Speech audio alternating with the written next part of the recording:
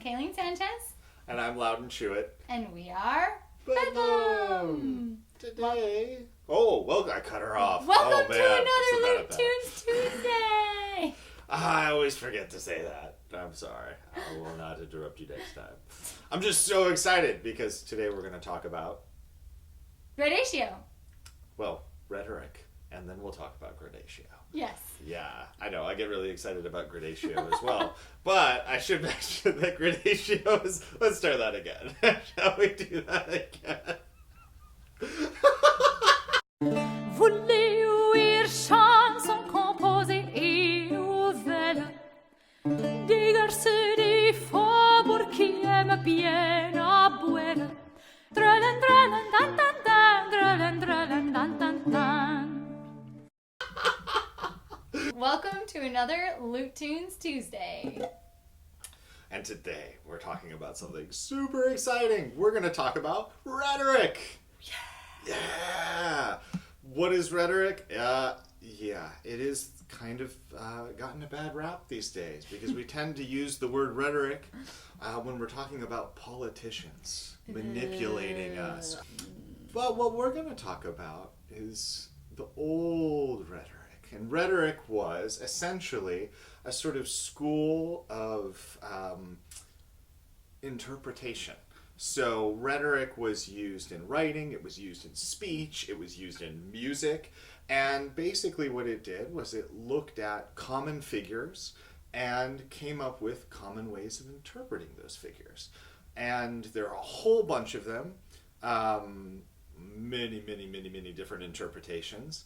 And it is always a wonderful idea to go explore these things yourself and not necessarily take what I have to say as the truth. You'll see in the description that there is a link to two sources, Wilson and Peacham, which are contemporary sources from the 16th and early 17th century. And then we'll also include a link to a secondary source, a wonderful book called Tune Thy Music to Thy Heart. Or Tune Thy Music to Thy Art. OP.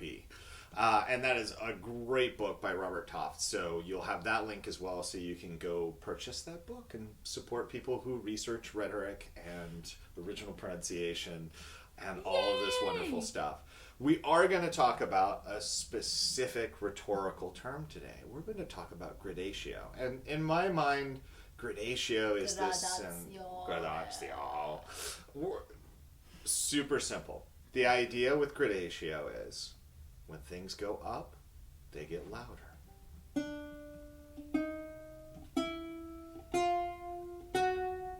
And when things go down, they get softer.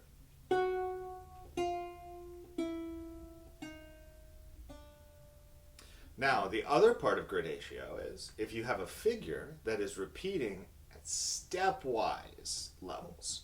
There's another figure we'll talk about in a future video that repeats at different intervals. But if we're talking about a step, so if you're not super comfortable with music theory, a step can either be a half step, which on the lute would be the distance of one fret to the next, or it could be a whole step, where you skip the fret in between. So we're talking about a repetition at step level for a melodic figure. And the figure could be as simple as something like this.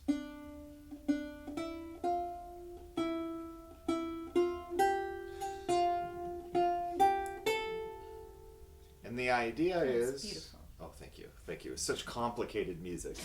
The idea is it goes up, you get louder.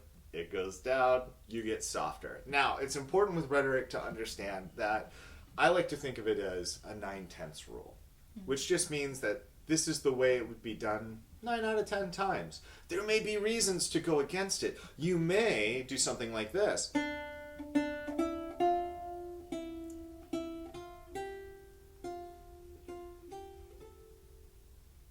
Why would you do that? Maybe the text.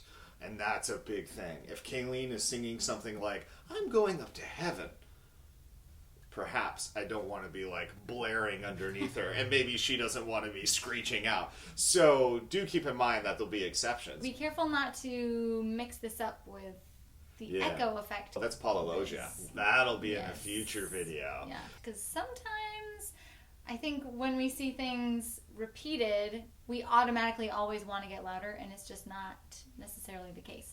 Yeah, keep in mind that gradatio is stepwise repetition of a melodic motive.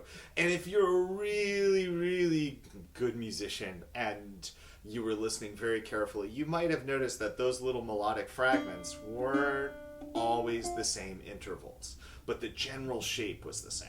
And in Renaissance music, you're going to apply rhetoric to the general melodic shape. So don't worry about the fact that there may have been a half step in one spot and a whole step in another. Point is that it's the same figure and it's going up, and you will treat that as a repetition of the figure. So that's for the music theory nerds out there. So I guess that's kind of it. Gradatio is the easy one.